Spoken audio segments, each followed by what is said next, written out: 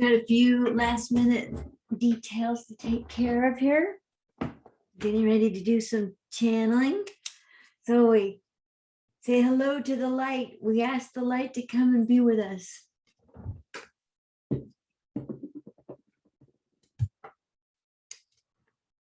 The light.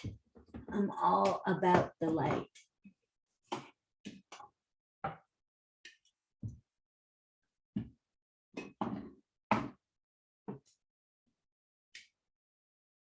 I'm all about the light. And the interesting thing is, we are made of light. Our permanent atom of light is our energy signature in the universe. And that's how the guides find us. They look for our energy signature. So that's why they can find us no matter where we are or what's going on. Okay, now we're ready, I think.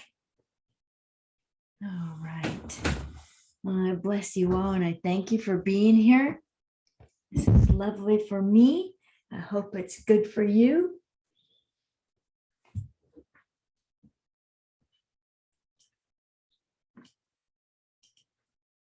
To get a couple other things organized here.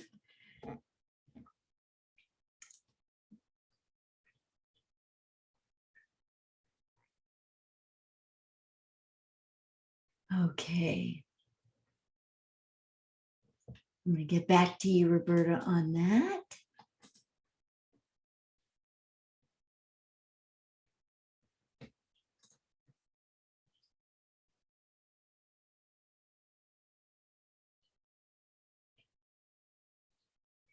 Okay, we have a lot of different little messages here. Just trying to make sure I got everybody. All right.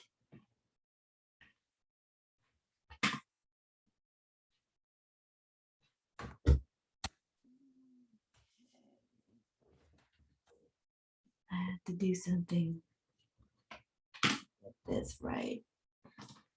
Okay.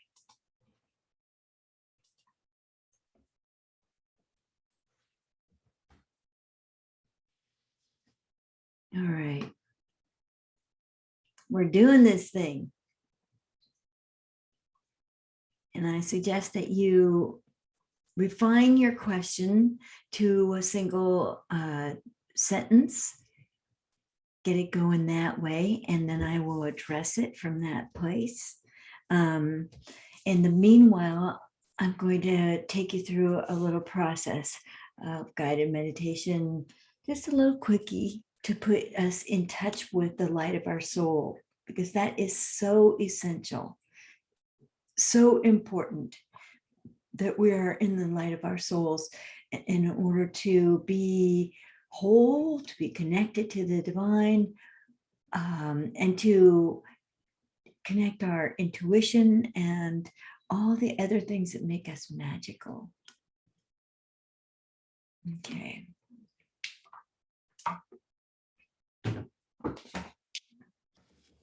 Take a nice deep breath in.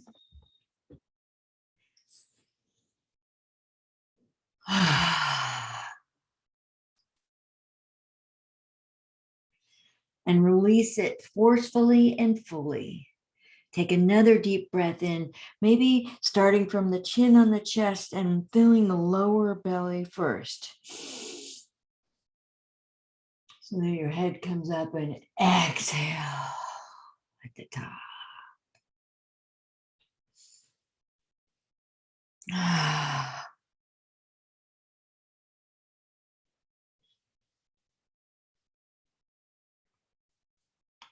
You become aware of the beautiful ball of light that is above your head, about 15 inches above your head.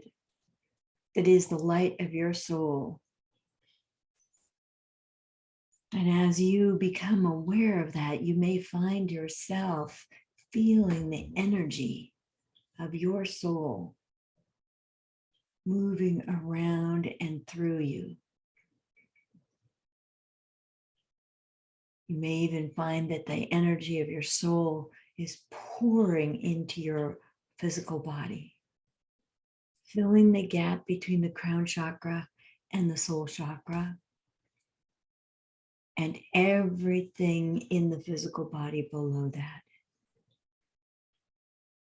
Let that beautiful soul's light fill you up, and let it engage with each cell along the way, because there's a spark of light in each cell that recognizes you and your light, your soul and its light.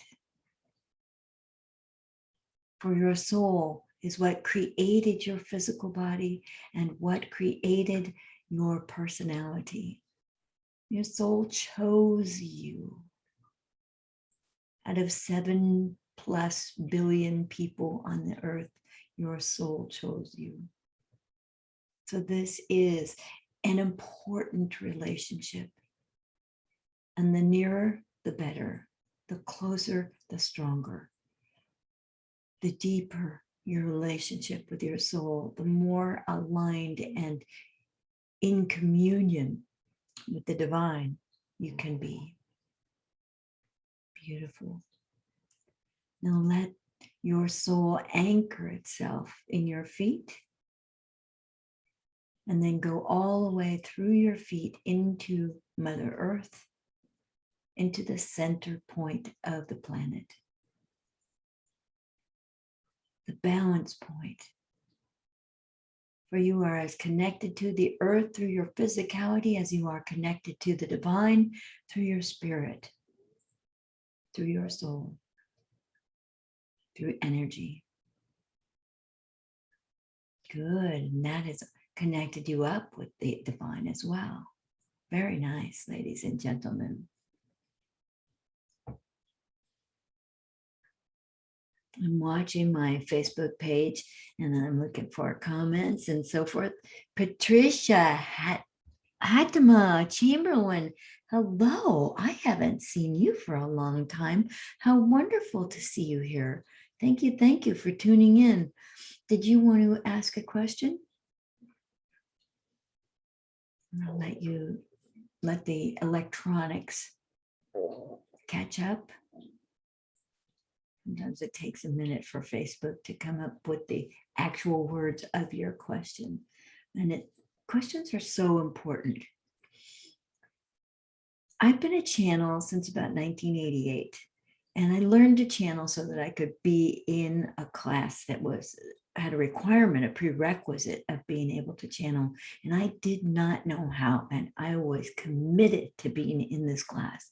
This class is called Awakening Your Light Body. And it taught me so much about sensing energy and expanding my consciousness and sensing the energy of other divine beings and light beings in the universe. And in you, when I do readings, it's been an absolute essential in my skill set as a channel to help make things come clearer for you, both energetically and sort of intellectually, concretely. I receive information through visions, through sensations in my body, pictures, whole downloads, actual words coming through in my ears, or phrases, or whole concepts. And my job as a channel is to unpack those concepts and bring forth the energy of what's being transmitted to me so that you can get it, so you can receive it. And it's also very validating for the both of us when we're engaged in a reading, for me to be receiving sensations in my body and report it to you, so that if you feel the same thing, you go, so we are on the same link, we're connected. So it adds a sense of surety for everybody involved. About 2013, I bought a book for my sweetheart called How to Read the Akashic Records by Linda Howe. And I don't even remember the name of it. I bought 3 books at the time. It was 5:30. It was close to Christmas. I was getting ready to go home and make dinner, and I was tired and I was hungry. So I just got these 3 books. I picked them energetically, like which one wants to go home with me, heat up, and I took it home. And I wrote on the inside covers and wrapped them up and gave them to him. And then in January, when he started reading one of them, he says, Annie, I think you'd like this. This is right up your alley. And I started reading the Akashic Records. And that just combined with my channeling skill set so perfectly and so in alignment with my guide, Anubis, whose higher purpose is to connect us more closely with the soul and hence to the divine. So this has been part of my life since 1988, since I channeled the soul level information, the soul level connection has been part of what's important to me and what's important in my work and how I help you. And when you know your soul and what your soul is up to and how it's functioning, when you're aware of that, it's much easier to move forward and to be confident, especially when you're taking steps in new directions or starting new projects or bringing new stuff forth. And it's really great to have your soul on board and be part of this. So I think I've done about 1,200 readings in the last 5-6 years, something like that. I do about 200 a year, something like that. Sometimes a little less. I shoot for 200, that's for sure. I like that number. And, for me doing a reading, it just feels like I find these new ways to fall in love with you. And you find new ways to fall in love with you. And so it's very important that you be able to have this reading so that you can feel what your soul's energy is like and the clarity of your soul. Your soul is not confused about what its purpose is. Your soul is not confused about whether or not it's linked to the divine. Your soul is not confused about whether you are its human. Your soul is not confused about what you're up to. So you might as well get in cahoots with the soul because that's where the action is. And I'm going to read a prayer because this brings the energy forward some more. This is called Speak, Divine, Thy Servant Heareth. Divine instructions for this day are received as I set aside all resistance, listening with a surrendered mind and heart. Speak, Divine, Thy servant heareth. I accept the will of the divine, and I accept the divine as the only power. Acceptance brings order, harmony, clarity, and strength. Strength flows from reliance upon and trust in the divine. The divine and I are one. We are intimate friends. Speak, divine, thy servant heareth. I and the divine are one. Realizing any clarity is on loan from the divine. The best of me is simply the expression of the divine. The divine and I are one. One consciousness, one life, one breath, one being. Speak, divine, thy servant heareth. All the divine has is mine, is ours. Allow me to serve others that they may know all maintenance and sustenance are provided by the divine. I and the divine are one. The divine performs the work I am given to do. Speak, divine, thy servant heareth.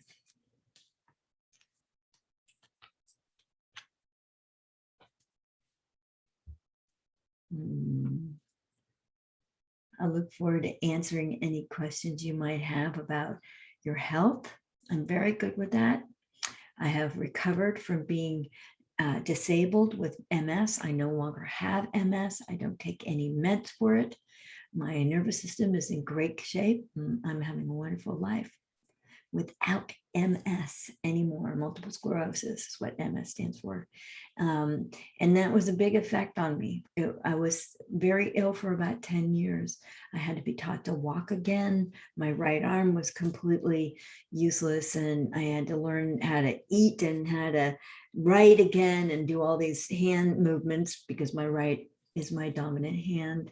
I had vision issues. I had speech problems, a little bit of swallowing issues. I had lots and lots of brain fog and lots of fatigue. And so I've been there. I know what it's like for people who have chronic illnesses. And it's a difficult situation. And it can be helped. It can be made better. We can work with that. And we can look at how it's serving you, because having MS really did serve me. It made me much more humble and loving for people with chronic issues. I was pretty snobby in my mid-20s. I was like, if you just thought the right thoughts, you could be better. You wouldn't have this illness. And now I know that doesn't always do the trick. And being sick has a lot to teach us. Sometimes it's the only way our soul can get us to listen, to sit down, get quiet, and listen, to go inward and connect with the soul and the divine and unify. I'm so glad that you're here. Thank you, Donna Rose Swearingen. I'm glad you're here. I did channel a little bit when I was really sick with MS, but mostly for myself. My guide would sort of lead me through these guided meditations or help me get through difficult situations in my life. Chris Broussardi's here. Thank you, thank you.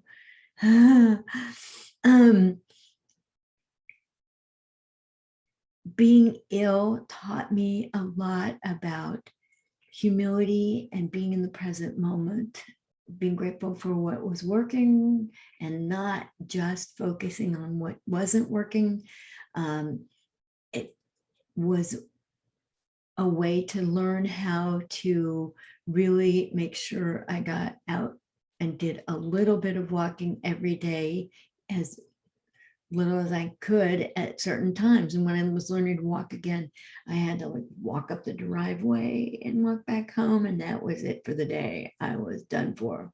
The next day, I walked up the driveway and went 3 feet further. And then I went home, and that was it for the day. The next day, I went 3 feet further from that. And next day, I went, 50 feet further, and then went home. I just inched along. And then after a while, this was up at my mom's house, and everything was either uphill or downhill, because we were almost at the top of the hill. So if I left the driveway, I was going downhill. If I was coming back, I was going uphill, which is actually very good. And I had a flip-flop, so they gave me an AFO, which I forget what that stands for, but it stabilized my ankle. It was tricky to walk in, especially on these ups and downs, because your ankle's at a strict 90-degree firm setting like that. It didn't necessarily flex when my foot flexed, but it allowed me to get going and build up my muscles again and get me going and walk my dog. So being ill was a great way to learn about being patient with myself and not just identifying with myself as someone who was very ill. Although I did figure if I was going to be a patient, I was going to be a very, very good patient, because I wanted, when I walked in the door of that physical therapy or occupational therapy, I wanted them to smile, not go, oh no, not her.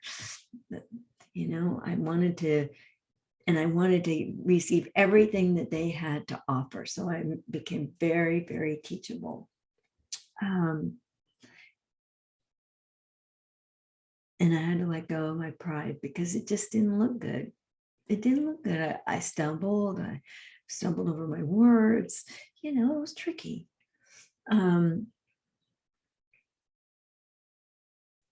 I was stronger on one side and then the other, and trying to balance that out was a challenge. It took years. It took years of concentrated effort and a whole lot of rest. Rest. So if you're having a chronic health issue, give yourself a break and listen to what your body's asking for, because if you do, you'll get better sooner. And then if you work with the light of your soul, you'll probably come out better than you were before. That's how it worked out for me. I like myself a lot better now. Just me. I'm not living up to other people's expectations. My own expectations are enough to live up to. Sometimes they're way too high. So feel free to write in the comments on my Facebook page, facebook.com/Annie.Batchelder, and write a single line question. And I'd be glad to read for you, read about that. You can ask me about your work, what's next for you, and the best way to go about that. You can ask about relationships. You can ask about past lives. You can ask about what beliefs are not supporting you any longer, ready to go. You can ask about ancestral influences.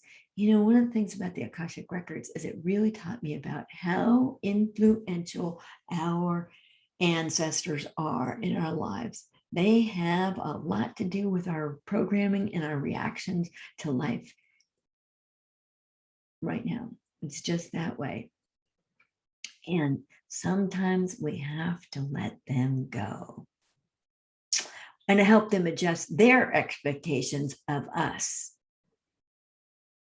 because they have a sense of wanting to pull back and keep us out of danger, or what they perceive as danger and risky. So they can get in the way of forward movement. And when we're stepping into new roles and new formats in our life and trying to live from a more aligned and integrous place, ancestors often get a little anxious and uppity. So we can help with that.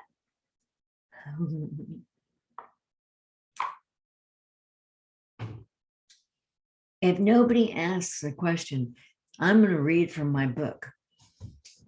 I'm channeling a book called Bringing Forth Soul Consciousness.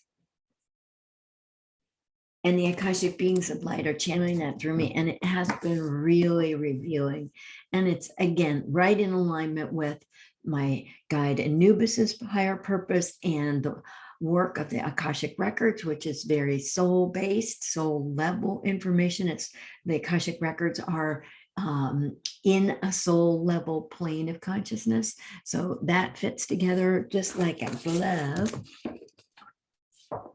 So let's see, what do we have here? I'm just going to pick something to read, because it may be helpful for you to know about these things. This is a chapter called Preparing the Personality.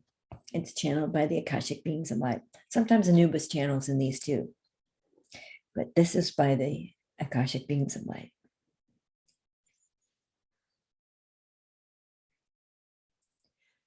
As I read, let these words wash over you. Let the energy of this be in you and around you. Let it work on you, because the Akashic beings of light are very knowledgeable. They're very loving. They think you're the cat's pajamas, so they love you. All right. Preparing the personality, channeled by the Akashic beings of light. There have been many ways in which you have prepared your personality to bring forth and to benefit from soul consciousness. Your preparation started with having invisible friends, young and old, as you were growing up. From here, you progressed to innocently being in touch with your inner knowingness to help others during junior and high school. Then you were introduced to Mayla Riley, the psychic therapist who introduced you to white light. And white light healing and energy seen, felt, and known as the light. You spent a good deal of time in your early 20s participating in EST seminars and the Women's Sex and Power workshops and the Communication for Action courses. You were kindly steered towards Sanea Roman and Dwayne Packer, the authors of the book Opening to Channel,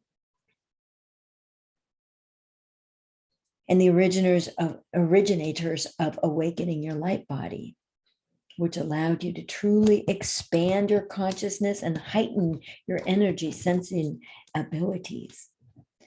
Using Sanea and Dwayne's book, you began channeling Anubis, whose higher purpose is to reunify human beings with their souls and hence to the divine. The deeply spiritual reading of Joel S. Goldsmith's book added greatly to your healing from disabling multiple sclerosis. Then you discovered the Akashic Records teacher and author, Dr. Linda Howe. Currently, you're an Akashic channel, the best of both worlds, of channeling and accessing the Akashic Records. Born in 1958, I am the youngest of three. My brother is 4 years older than I, and my sister is 3 years older. As far back as I can remember, I had invisible friends and play acted out lots of invented dramas. As the youngest, I spent a fair amount of time entertaining myself, being too young to participate with the games of my brother and sister, or being unwelcome in the older kids' activities. I was good at making up words because everyone knew more words than I did. Blonde and blue-eyed, chipper and happy, I was terminally cute. I didn't think anything weird was going on with my having invisible friends and the dramas I acted out. And my family never commented on it either. Looking back, especially through the eyes of the Akashic beings of light, it is obviously perfect training for a channel, as well as being the expression of the light beings I was in contact with prior to incarnating in this body. By junior high, the connection with my invisible friends faded somewhat, but strangely, the experience and with the handsome guy who worked in the health food store on the corner of San Anselmo Avenue and Center Boulevard comes to mind. I would go there nearly daily to smell the exotic incense, look at the shiny Indian brass candlestick holders for sale, and stare bewilderingly at the Paramahansa Yogananda's "Don't worry, be happy" picture with that hard to read smile. I liked his message, but I didn't have a clue about his teaching. One afternoon, the guy running the store brought me in the back room and we made out. My first French kiss. I can still taste the red onions that were in the avocado sandwich he ended up sharing with me. Somehow I got the drift that he was selling pot out of the store. And in my youthful right, wrong mind, that was criminal and made him an addict of some sort. I had a long walk uphill getting home that day, and by the time I got to our dirt road at the top of the hill, I was sobbing at the loss. I was grieving his illegal activities, and he became merely an ordinary and humanly wayward. In junior high or middle school, as some call it, a classmate that I wasn't even that close to, and I cut class, and she told me all about being here now by Ram Dass. Being totally in the moment, focusing all my attention to exactly and only on what was going on in that precise moment. Everything slowed way down. I was thinking and moving in slow motion. Very difficult to maintain once I got home to my family, but it was a tremendous experience lasting about 3 days.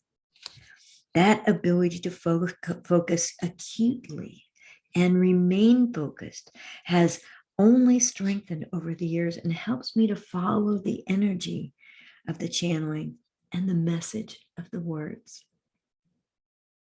A few years ago, I found my yearbook from 8th grade and discovered a childlike handwritten note saying, "Thank you for talking to me that afternoon. You really helped me." I don't remember who it is that I helped, what we discussed, how I listened to this person, or what I could have possibly said. Still, the message to me in present time is clear. I was channeling early on. That discovery sent me searching through a high school yearbook for similar evidence, and I found it. Several people had thanked me for spending so much time with them while they talked about their problems and for my response to their need for love, help, and recognition. I did this with a middle-aged man I befriended while pumping gas at the Chevron station in Fairfax. Clearly, he was distressed, and later I learned he was manic depressive. The man began unloading belongings from his tiny Honda, books mostly, a shirt, an iron, and other random objects, lining them up against the outside glass wall of the office. I was only 16, and I asked my boss if I could get off work so I could help this suffering man. Toward the end of our long drive around Marin and Sonoma counties, listening to him and trying to understand, he responded with sobbing tears when I suddenly said to him, "I get it now. All you want is to be loved and accepted just as you are." I know now that it was the freshness of being seen and known without judgment that moved him. A few days later, I discovered he was sleeping in my 58 VW bus. Not long after that, I heard that he had gone off into the woods and starved himself to death, leaving a will stating he left everything to me. I declined any goods as he had a family living in the house he owned, including a son about my age that went to my high school. How could I take that away from them? How could I take that from a deranged man and cause more suffering to the family? So in this book, there are sections where the Akashic beings of light present questions for you to consider and to ponder.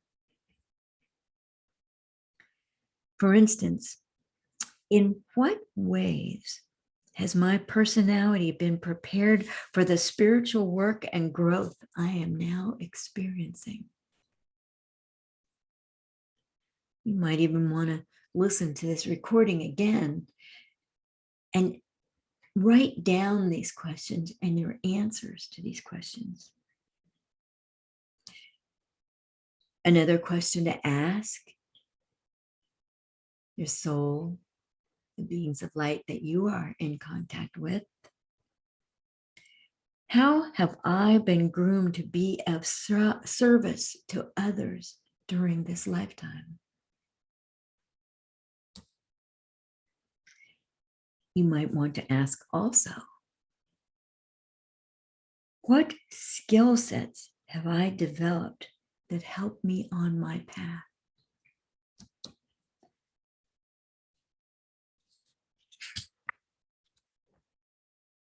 Seems to be the reading for this day. It doesn't seem like anybody's up for asking for questions to be answered.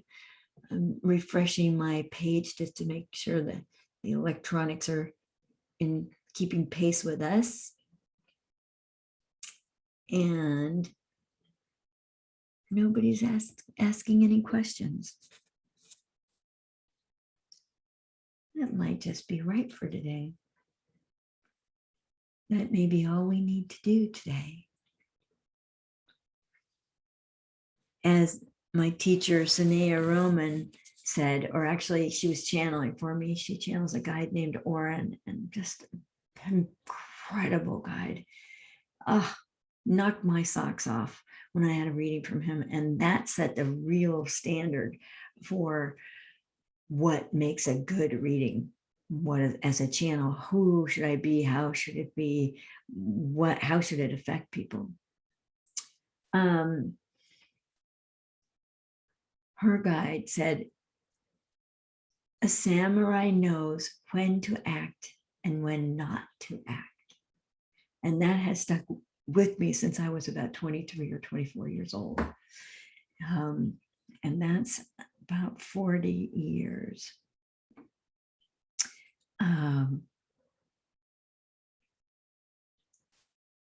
And I'm remembering that because if it's time for us to come to a stop, we shall come to a stop. I'm going to give this another couple of minutes just in case somebody gets the courage up to ask a question. You may even phrase it like, what am I learning from? How is some situation good for me? Why is my soul presenting me with this challenge?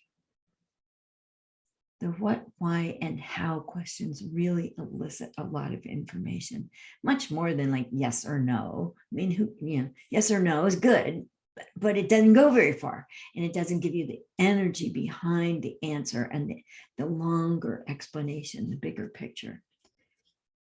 I love those what, why, and how questions. Questions are the cat's pajamas. They are the can openers in the Akashic records. And I've learned to really appreciate the question, even almost more than the answer, because living in a question means you're open. You're not trying to put a stopper in the question and plug it up, like get that question out of here, because it's dangerous. You're living in wondering what the answers. Courtney Jensen, how the heck are you? Thank you for being here today. Okay, she writes, why is my soul presenting me with the challenge I am in? I'm just going to get a little contact with your soul. May I speak to Courtney Jensen's soul? Yes. The reason your soul's presenting you with this is so that you will refine your attention points. You're a little scattered. It's too many points of attention. You need to figure out what the main issue is and what the sub-issues are. So by that, I mean, if I have a goal of finishing my book, I'm going to have sub goals of finishing the questions on certain chapters that don't have the questions. I may have another 3 chapters to write. And what are the topics for those, and begin channeling those chapters. I may have another sub goal of finding editors and beta readers. These are like the sub goals. So finding the number one issue at stake. And I would say that you're really having to balance your own safety and well-being against what's good for other people. And you are one of our favorites that learns differently from other people, and you have connections. You are a connected, spiritually connected person.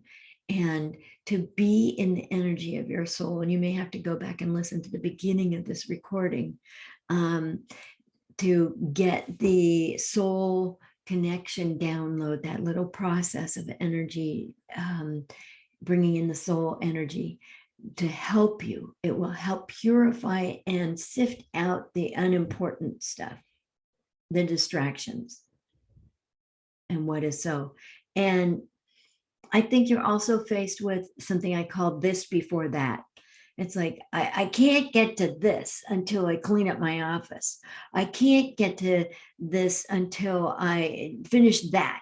I can't get to this until this date rolls around and I've completed that event and project, and I can close up that project and have space energetically, mentally, emotionally, spiritually to go forward and really be able to focus.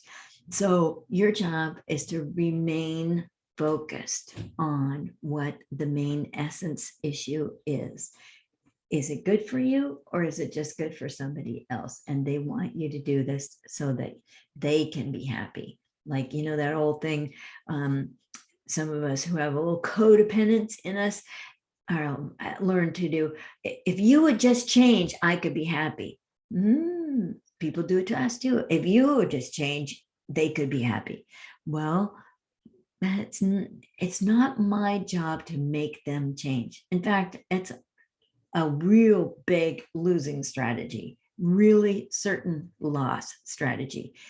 I can change me. I can change my settings. I can change my environment. I can change my belief systems. I can change my thinking. I can change my actions. But I cannot force or cajole or manipulate anybody else to change so I can be happy. The work is inside. That's very good. Now, how does your soul feel? Now, that feels a lot better, like your soul is much closer to you, more integrated. It's a little red. That's an interesting color for a soul, but you have a spunky soul, so it's not too surprising. We just shifted it to purple. Well, there you go. Whatever works. There's no one right color, and they change colors, and they can be multicolored. So not even to worry about that. That's a small point of information. Not really critical. Let's see. Would somebody else like to ask a question? That was a really good question, Courtney. Thank you. Nice of you to be the one to break the ice. Brave soul. I'm looking forward to reading for anybody else who's interested. Tanya, yay. Hi, honey. Did I mention that I love you? I always have. Always been in my heart. Is there a question that you want to ask, Tanya?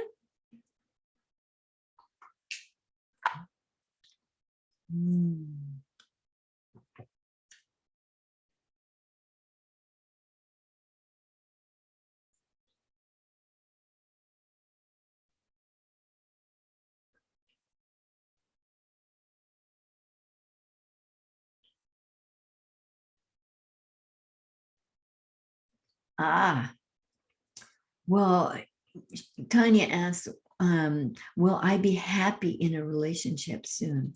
This is a great question, honey. You know, it so speaks to the fact that you've been one who has stayed in unhappy relationships for a very long time until you manage to extricate yourself. And the cost to you has been huge. And I would say in some of them, you were almost pulling your hair out. And you and I know what that means to you. I'm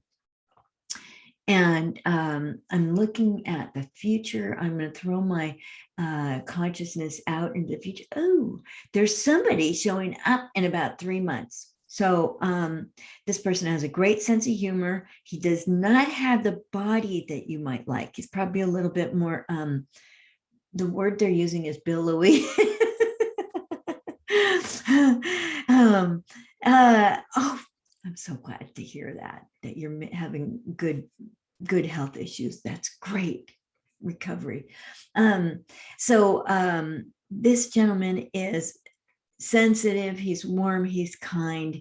He believes in you and he sees who you are. And one of the things you've learned in the last 3 or 4 years is really to stand with yourself and what you're feeling, and just know that you may be having some feelings that are not fun. It's not like let's go party and disco dance and shake our booty. They're really like, I would like to hide. I'm not feeling public about this. Deep, difficult things. And you've learned in this time to stay with your feelings, that they won't kill you. They can be difficult, but you will probably wake up tomorrow and feel completely different. And I think you're understanding some of the small things that factor into that. Did you get a good night's sleep? Are you eating enough? Are you eating correctly? Are your meals too far apart? Are you getting too hungry? I think all of these things have been part of it. And you've also learned how to care for yourself and your body through a health issue. And this is mastery. This is part of the mastery of having a physical body. And it's great. So this gentleman, he is definitely here for 6 months. Is he here longer than 6 months? Is he longer than 2 years? Yes. Is he longer than 5 years? Yes. 6, yes. Beyond that, it's a little fuzzy. So it's a long-term relationship that I think is filled with laughter, fun, play, enjoyment. And, you're going to have to accept him exactly the way he is too, because he's got some funny eating habits that are not necessarily for his highest best good. You can have 1 or 2 conversations with him about it, and then you got to put it to bed and leave it to him, because it's an inside job again, how he cares for himself. And the only other thing I can say is something that my best friend said to her husband is, I'm not going to pay to pick up your pieces. I'm not going to be the one supporting habits that don't provide you with a livelihood and balanced living, exercise, enjoyment, and work. Excuse me. And I don't want to be the one taking care of you because you didn't take care of yourself. That's setting a boundary, huh? Oh, excuse me. So that's coming up because those words are hard to get out for you. Those are hard words to say, but you know what? They're really loving, really loving. Yeah, it's to be able to set a boundary like that and say, I'm in it. I'm not withdrawing my love, but I really don't want this to be one of the results of the future. You already do enough caregiving in your life, dearie. That's as your role as being a nurse and that sort of thing. That's good. All right. Who else would like to bring forth a question? These are great questions. Really good. I'm just loving being able to do a little reading for you. Feels so good. I just fall in love with you guys all the time when I read for you, when you're here to do the energy work. I love it when people follow along the meditations, whether it's during the 7:30 a.m. It's new 7:30 time on Wednesday mornings here on Facebook. I channel a guided meditation.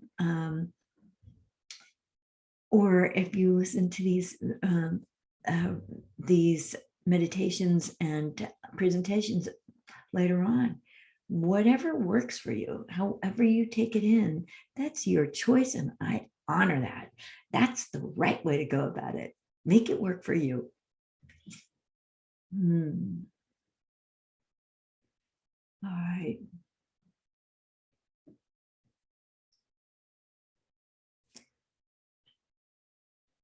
The guides are saying it's time to bid you adieu. And it has been greetings and welcome from the Akashic Beings of Light. We have enjoyed interacting with your energies here today. We have enjoyed filling in some gaps in your knowledge and even some gaps that were present in your energy systems. And things are looking much better and more cohesive and aligned with the soul and the divine. And that is our purpose manifested. And hopefully you feel the unity, you feel the harmony in your body, in your thinking, in your heart, the core of who you are. For you have our love, our honoring, our respect for your travels and your travails. And we bid you adieu for now.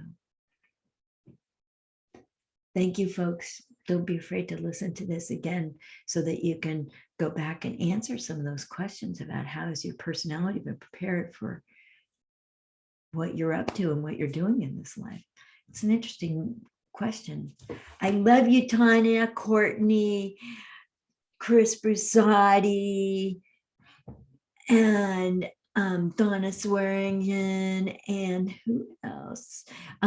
Chris Brusati, and there's one other person, I think. Thank you. Thank you. Thank you.